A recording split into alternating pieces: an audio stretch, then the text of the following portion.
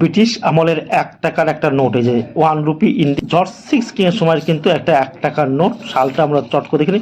আবার জানবেন যে ১ টাকার নোটের কিন্তু সাল দেখা যায় ১৯৪০ সালে কিন্তু ১ টাকার নোট, এই যে কয়েকটা ভাষা এখানে রয়েছে ১ টাকা, কিন্তু নোটের কন্ডিশনটা খুব খারাপ। এই ধরনের নোট যদি আপনাদের কাছে থাকে আপনারা আমাদের কাছে বিক্রি করতে পারবেন। আর এটা যার সিগনেচার রয়েছে সেক্রেটারি ফাইন্যান্স ডিপার্টমেন্ট, এখানে রয়েছে জেবি টেলার, দেখেন জেবি টেলারের সিগনেচার করা ১ টাকার নোট। এই দেখুন জর্জ 6 কিং এর কিন্তু, যে জর্জ 6 কিং এর কিন্তু যে মূর্তি দেওয়া রয়েছে, এই ধরনের ১ টাকার নোট থাকলে আপনারা আমাদের কাছে বিক্রি করতে পারবেন। এটা ১ টাকার নোট। ব্রিটিশ আমলেও কিন্তু ১ টাকা, ২ টাকা, ৫ টাকা, ১০ টাকা, ৫০ টাকার নোট ছিল, কাগজের নোট। আপনারা জানবেন যে কাগজের নোট কিন্তু বহুদিন ধরেই প্রচলিত ছিল, কিন্তু কম ছিল। এখন প্রচুর পরিমাণে কাগজের নোট পাওয়া যায়, আগে কিন্তু এত পাওয়া যেত না, আগে কম পাওয়া যেত।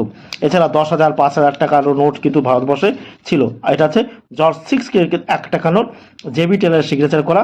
এই কন্ডিশন খারাপ, কিন্তু দেখুন নোট বা কয়েনের কন্ডিশন ভালো না হলে সেই নোট বা কয়েন কেউ কিনতে চায় না, কন্ডিশন ভালো হলে সবাই কিন্তু কিনতে চায়।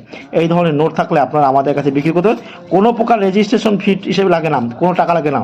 যারা রেজিস্ট্রেশন ফি হিসেবে টাকা চায় তারা সম্পূর্ণ প্রতারক, সর্বদা মনে রাখবেন।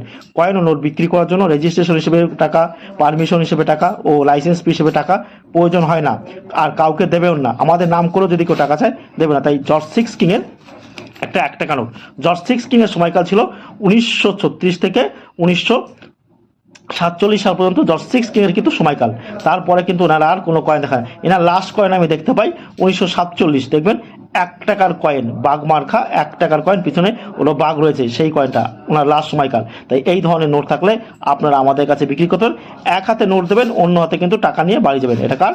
জর্জ 6 কিং এর কিন্তু ১ টাকার নোট, এবং কন্ডিশন, বিভিন্ন কন্ডিশনে যে কিন্তু নোট ও কয়েনের দাম